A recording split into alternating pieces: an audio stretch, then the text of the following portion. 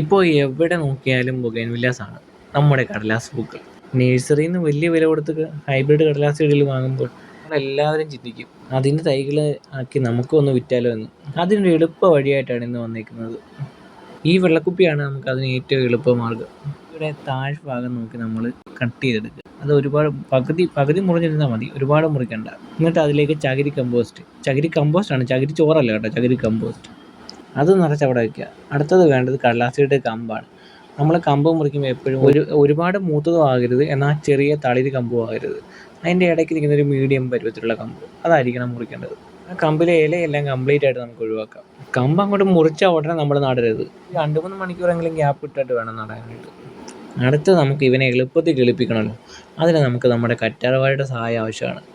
സംഭവം natural routing hormone ആയതുകൊണ്ട് നമ്മൾ ആ കമ്പിൻ്റെ താഴ്ഭാഗം അതിലേക്ക് മുക്കിങ്ങെടുക്കുക. മുകൾ ഭാഗം നമുക്കൊരു ഫംഗിസൈഡ് യൂസ് ചെയ്യാം. ഇവിടെ യൂസ് ചെയ്യുന്നത് സാഫാണ്. എന്നിട്ട് നമ്മൾ ആ കുപ്പിയിലേക്ക് ഇറക്കിയങ്ങ് വെക്കുക. അത്രയേ ഉള്ളൂ പരിപാടി.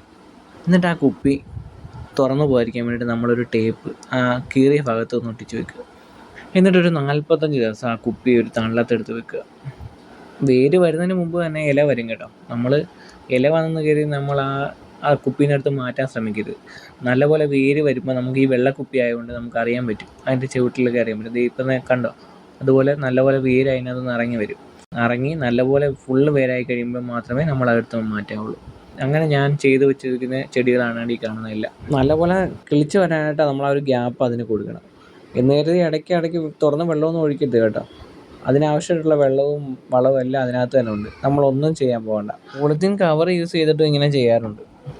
അപ്പോൾ അടുത്ത വീഡിയോ ആയിട്ട് കാണാം.